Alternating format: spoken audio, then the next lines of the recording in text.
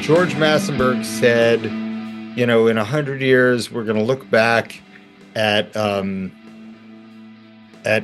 this sort of audio recording and making records, and we're going to see it as kind of a fine art, like painting or sculpture. Soundcheck Expo, and that they can go see Ken Calais present his multi-tracks for Fleetwood Mac and all kinds of other wonderful things. So the Panamerican Conference, Audio Educators Conference, has never happened anywhere.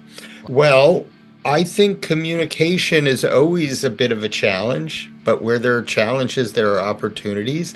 My favorite albums, oh my God. Yeah. I'm very sincere. I'm really looking forward to seeing you. We'll have a really nice time. I'm a big fan of Rock Is Not Guilty. There are other podcasts that keep asking me to go on, but I like yours. So I'll always do yours. Anytime you ask me. I'm a big fan, and I'm a big Miguel Hernandez fan, and I'm looking forward to seeing you soon. Well, first in Spanish, for me and probably for some of the audience. Well, tengo a John Krivit enfrente de mí. Esto es para este canal, quienes lo sigan, El Rock No Tiene la Culpa. Pues bueno, tenemos un evento a la vuelta de la esquina. Esto es Soundcheck Expo. So, let's go. Hello, okay. John, how are you? It's a pleasure to have you here again. It's been Thank a you year so much, already. Miguel. Wonderful to be here with you. My name is John Krivit. I am coming to you from Marblehead, Massachusetts. There's the Atlantic Ocean right there. I am a professor at Emerson College in Boston. I'm also a past president of the International Audio Engineering Society, the AES. For many years, I was the education committee chair for the Audio Engineering Society. I have a Facebook group called Hey Audio Student, which I think in the last 60 days, Facebook tells me I had over 15 million people who viewed it. Which I think is pretty good for a little Facebook group about audio education. I also do a bunch of work with a bunch of different companies that you've probably heard of, where I get professors together with product developers, and we talk about curriculum and pedagogy as relates to specific technologies. And I think we're doing some really good work to help advance what's taught in academic audio programs. Basically. So that's kind of what I do. We have Soundcheck Expo, and we did something new, at least for Mexico. Getting to the point, could you tell us what this would be about? Well, you know, it's interesting. I have been coming pretty much almost every year since 2015. Down to Mexico City for the Soundcheck Expo, the greatest event, the best event for audio technology in the world. I love this event. It's put on by my good friend Jorge Urbano. It allows people to feel like part of a family. It's a big event with lots of people. At the World Trade Center in Mexico City. There's pageantry and celebration, and it's just a wonderful event. And I have, for the last few years, tried to bring something of my own to the event. So I always know that Jorge Urbano is going to treat people really well and take care of them. And so a few years ago, I went down with my friend Toby Scott, and he brought his multi-track recordings of Bruce Springsteen's Born in the USA, and we played that for a live audience. And Toby talked about the work he had done, and it was absolutely wonderful. People really enjoyed it. A couple of years ago, I brought down my friend Ed Stasium. Ed brought his multi-track recordings of the Ramones, of the Talking Heads, of Gladys Knight and the Pips, and people loved it. It was incredible. Last year, was the 20th anniversary of Soundcheck Expo, and I came down with my friends George Massenberg, Leslie Ann Jones, Rafa Sardina, Michael Romanowski, Joe Baldridge, and a bunch of great friends from different companies. And we did all kinds of fabulous things, and we made some visits to different places around Mexico City. This year, I've decided, coming down with me is a really tremendous engineer and a very important person in the business, Ken Calais. Ken Calais is the guy who produced an amazing record called Rumors by Fleetwood Mac. And Ken has done all kinds of things in our industry, really tremendous. So he's going to bring down his multi-tracks for Fleetwood Mac, and we're going to get to listen to how that record actually came together, which I think will be really fascinating to anybody who's a fan of Fleetwood Mac or of audio recording. Yeah. I'm also doing something called the Panamerican Audio Educators Conference. Is this the first time it's happening in Latin America? Well, Mexico, right? Well, the Panamerican Conference, Audio Educators Conference, has never happened anywhere. Well, the Pan-American Conference, Audio Educators Conference, has never happened anywhere. Wow. So I have chaired conferences on high school audio education. I've chaired conferences on audio archiving, preservation, and restoration at the United States Library of Congress, and lots of different online events. But we've never done this before. My goal is to get as many people speaking and weighing in with their opinions and their expertise. And then after we have a conversation at the World Trade Center, we will go off for lunch and continue the conversations, and then come back and talk some more, and then go off for dinner and continue the conversations, and then go off to the Soundcheck Expo and continue the conversation. So I think it's really about building community and exchanging ideas. The day before the Soundcheck Expo starts, which is Saturday, March 29, I am having about 150 professors come from places like Montreal and Toronto and New York and Boston and Indiana and Nashville.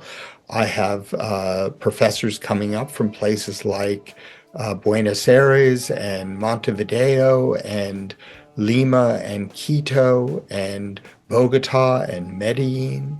And I have lots of professors coming from all over Mexico. And we're going to cap it at 150, and we're running out of space pretty quickly. Another key component to this conference is the fact that we're going to have a lot of developers from different companies that are helping sponsor this, from some wonderful companies, and from Genelec and from Neumann and Sennheiser, from Eventide, from Bettermaker, from AEA microphones, from Telefunken, I think I might have already said, 80K microphones, from OIC Sound. I'm just looking at a list here, from Dream Tonics, from SSL, from EQ Trainer, and some just wonderful developers who are going to be with us. This is a great moment for this as an educator, teacher. It's a vital moment because we are welcoming new generations who in most cases are growing up with the apps, internet, and digital platforms. And I want to clarify, I'm not against this because it's something that we can lose, and it's our path as mentors. What are we facing these days, and how should we approach this new challenge? Well, I think communication is always a bit of a challenge, but where there are challenges, there are opportunities. One of the companies that I'm working with is Audio Movers, and Audio Movers creates something that I think was very instrumental in getting education to still work well during COVID. I know a lot of professors use the Listen To plugin to be able to send lossless audio from out of one DAW to pretty much anywhere in the world. There's now something called Omnibus, which allows for multi-channel audio to be streamed anywhere across the world, which is wonderful. What it means is someone might live in Puebla, Mexico, and say, you know, I'm not going to move, like after I graduate from school, but I want to continue. I want to compete in the global marketplace. I want my Dolby Atmos mixes to be able to be accepted into films and to work in Los Angeles or Nashville or London or New York. And if I can use a tool like Omnibus from Audio Movers, I can live pretty much anywhere in the world. So I think that the technology not only allows us to communicate, but allows us to work remotely. And that's something I feel like professors, as we prepare our students for careers, some don't have the opportunity to move to those big cities. And I think if we can use some of these tools, I think that could be absolutely really helpful. You know, it's interesting also, I'm also doing some work with the Les Paul Foundation. Yeah. The Les Paul Foundation is this wonderful organization that their mission is to promote the legacy of Les Paul.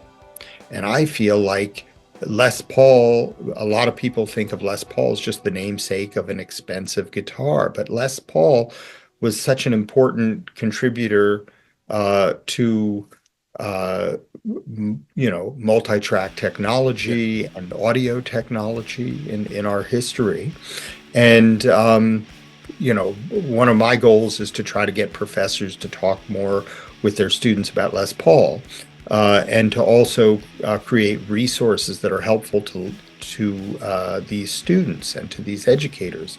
The Les Paul Foundation has refurbished the original console, the Monster, and the tape recorder, the Octopus, and they've put it in a wonderful studio in Hollywood. And what's great is we can use some of these technologies to actually send audio into this incredible mixing console with an incredible amount of tubes. It was actually built by the gentleman that started Fairchild, Rain Narma, and you could actually send your audio signal from Mexico City into this console in Hollywood and send it back, and actually even do signal processing remotely. There's so much that we can do with technology. We love technology. These tools are part of our daily life with plugins like Audio Movers, Better Maker, Soothe, Dreamtonics. We can combine them without forgetting creativity, the soul and the feeling. Please, John, what is your advice for creators and musicians about these tools? For me, this is very important. I speak for myself and for those who came before me, the ones older than me. Yeah. Well, you know, George Massenburg said, you know, in 100 years, we're going to look back at this sort of audio recording and making records, and we're going to see it as kind of a fine art, like painting or sculpture. And I think that they're just different tools, whether you use an analog tool, a digital tool, an artificial intelligence tool. You know, it still relies upon the creativity of a producer, of an artist, of a singer, of all of these things. So I'm not worried about these technologies. I think that they help us, and I think that there will always be creativity in people that makes great music. Yeah, total truth. I was fortunate enough to grow up in an interesting era where sooner or later I realized there was something before or that this had inspired the musicians I liked, musical influences. But nowadays, it's hard to believe that current generations don't like it or in some cases aren't interested in it. We need to understand the roots, the history, and not just stay focused on trends. Well, I'm sure you don't love everything that your parents listened to, and they don't love everything that their parents listened to. And I'm sure your children will hate the music that you listen to, like my kids are not always interested in the things that I like. That's just I think just a natural thing. Every generation has its signature music, its Yeah. sound, and part of it is to kind of say like that to the parents. It's okay. Yeah. It's welcome to this world. Yeah, but it's great to learn from other people, and it's great to learn from music producers of all genres of music. I'm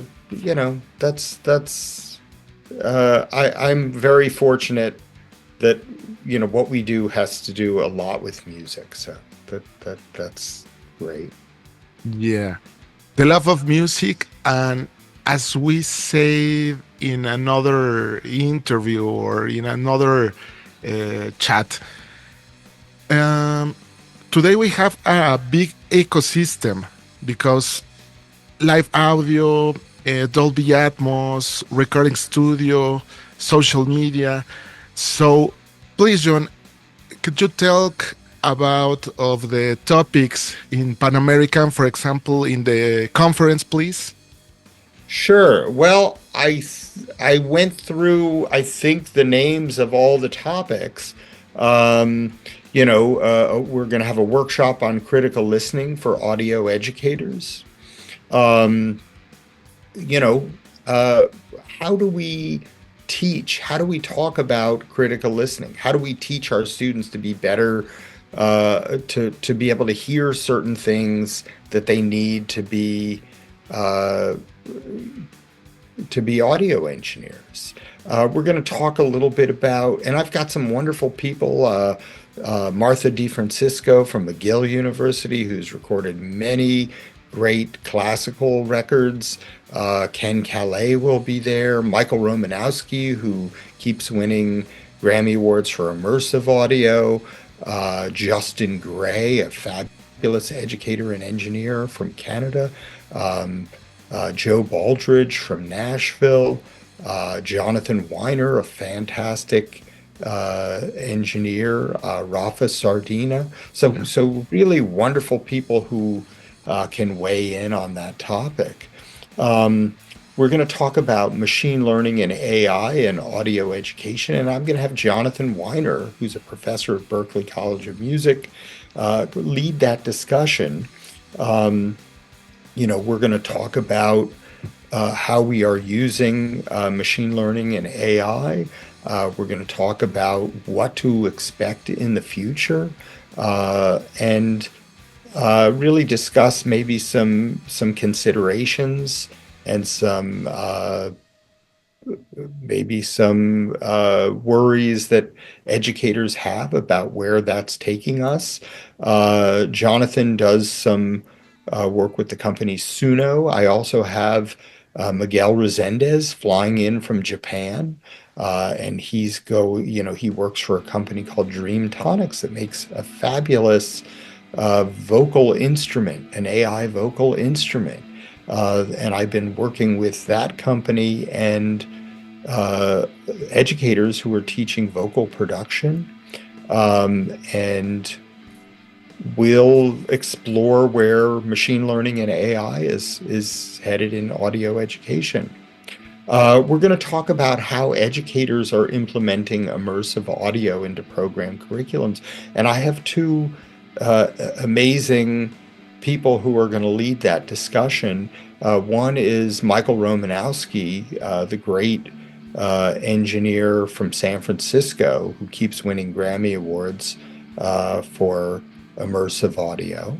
and also my friend Andres Mayo, who was the Yeah. president of AES before me, the first Latin American president of AES, who does a lot of educational events related to immersive audio.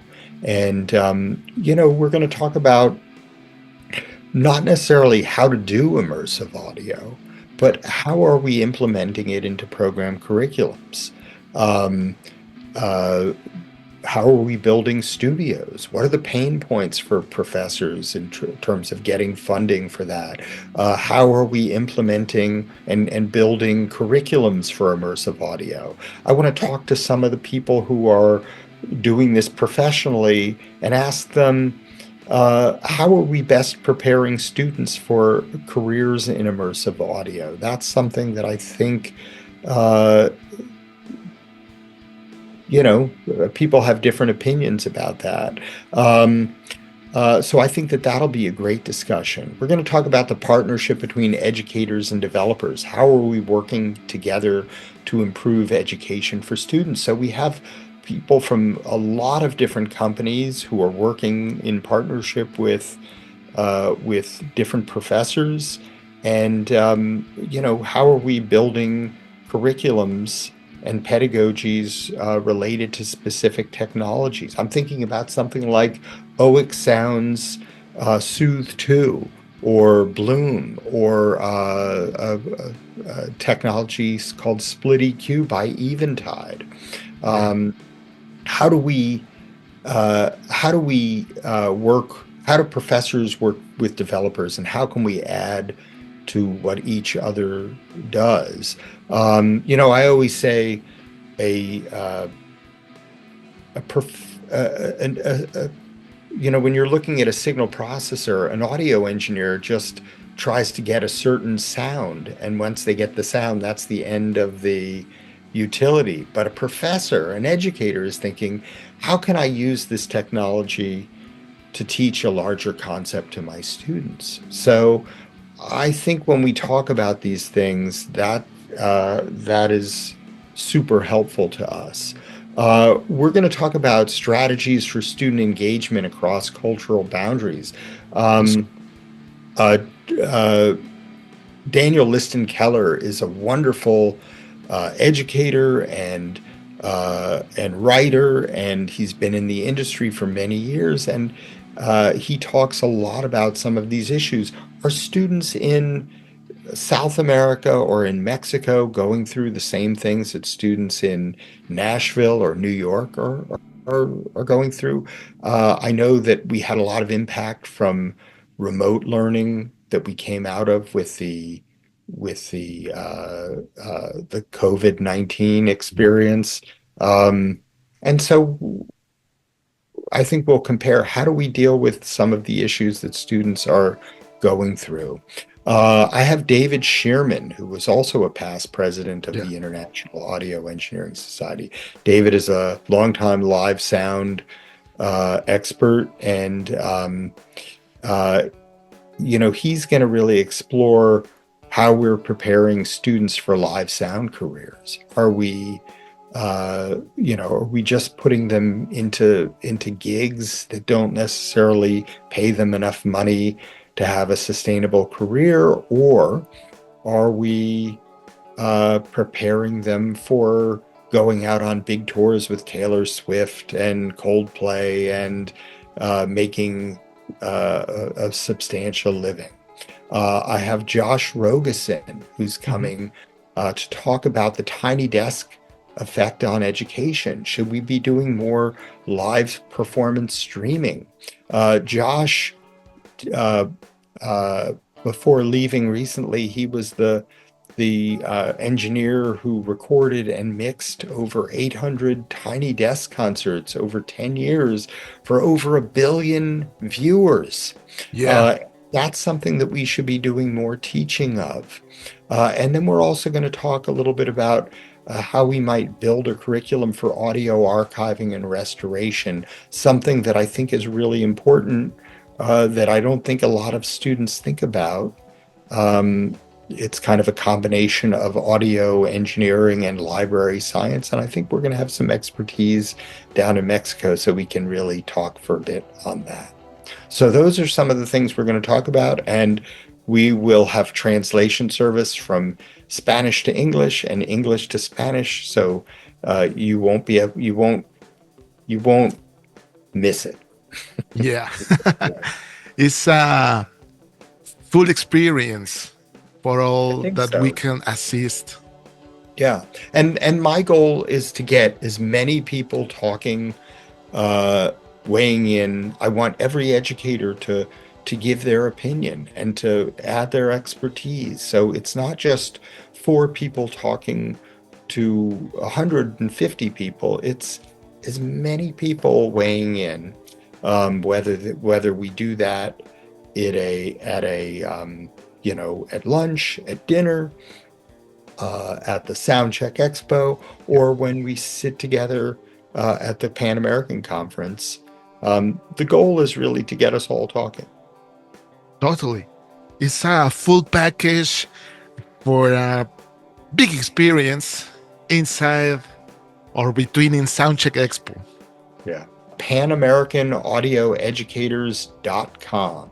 So PanAmericanAudioEducators.com. And I would love for educators to join us, to be part of this discussion, to make connection, to open up your world. I'm telling my friends from Boston and New York and Nashville and Los Angeles, come down and join us and see what's going on. See the great academic audio programs that are happening in all over Mexico, and you will be impressed.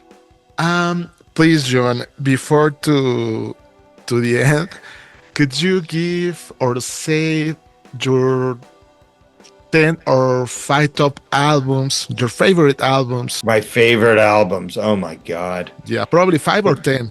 That's well, I like a lot of different types of music. I like Bruce Springsteen a lot. I like the Beatles a lot.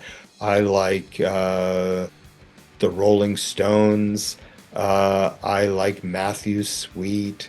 I like Badfinger. I like music from films, like film soundtracks. I like Todd Rundgren. I have a number of friends who are musicians, and I listen to their music all the time. So I don't know. I mean,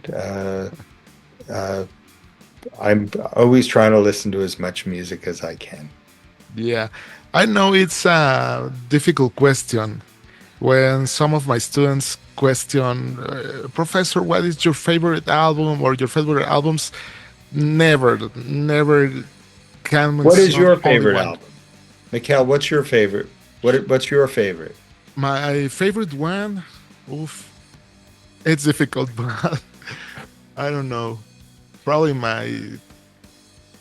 I love Blood Sugar Sex Magic from Red Hot Chili Peppers. I love Nevermind for Nirvana, Utero. Bridge Babylon from Rolling Stones is one of my favorites. All right, that sounds good. It's difficult. Yeah. Foo Fighters, The Color and the Shape. There's so much great music, and everybody's got their thing. I think, for me, it's just nice for everyone to be able to make music, to be able to listen to music, to be able to produce music. Yeah. I'm grateful to be part of this community. I'll also make a pitch. If you're on Facebook, follow my Hey Audio Student Facebook group. We have 184,000 active members, and we get millions of hits all the time. So we're talking about the events and opportunities that are available to students really of all ages. I'm 62 years old. I've been, a professor, and I've been the president of the Audio Engineering Society, and I'm still learning lots every day. So I don't know. Join us there. John, do you agree that audio is one of the most important things in the music industry and business, and it's something we can overlook? Well, you know what? I'm going to give you an answer that maybe you weren't expecting. I was at the NAMM show in Anaheim, California, a little over a year ago, and I was sitting at a table with my friends Ivana Manley and my friend Dave Durr, and I just said, I blurted out, you know, I don't see the gear anymore. I just see the people. I gotta say, I'm really looking forward to getting down to Mexico City in a few weeks and seeing you, Mikhail. We're friends. We'll always be friends. We get to see each other. This is why I come down to Mexico City. It's the people. So as much as I love the gear, as much as I love the science and the technology, I really like the people. That's why I'm coming. So we're gonna have a great time. Of course, audio is important, but my interest is in building community and having that community advance the science and the practice and the pedagogy of what we're doing. So I'm looking forward to seeing you. This is going to be fun. Join us. We're getting close to selling out. We're going to cap it at 150. If you are, we have it very affordable, and that includes we're going to serve you lunch and dinner, and we are really looking forward to having everyone there at the Panamerican Audio Educators Conference. Thank you very much, John. Thank you for your time. And we can see we have new things for this year, 2025. So see you in Soundcheck Expo. Thank you very much. All right. Well, I'm a big fan of Rock is Not Guilty. There are other podcasts that keep asking me to go on, but I like yours. So I'll always do yours. Anytime you ask me. I'm a big fan, and I'm a big Mikhail Hernandez fan, and I'm looking forward to seeing you soon. Thank you very much, John. Thank you for your words. All right. Thanks, Mikhail. We finished. Great. I'm very sincere. I'm really looking forward to seeing you. We'll have a really nice time, and there'll be some great people. I really want you to talk to as many people as possible, and just make friends with people, and maybe there are people that you want to interview that are coming down from I'm happy to make connections for you. But well, has been an interesting and very hard semester, so but I'm here. Well, I'm you know what, you're a guy who doesn't just sit back. You're very proactive, and I respect that. Thank you very much, John. I'll talk to you later. Okay. I'm looking forward to seeing you. Thanks, Mikhail.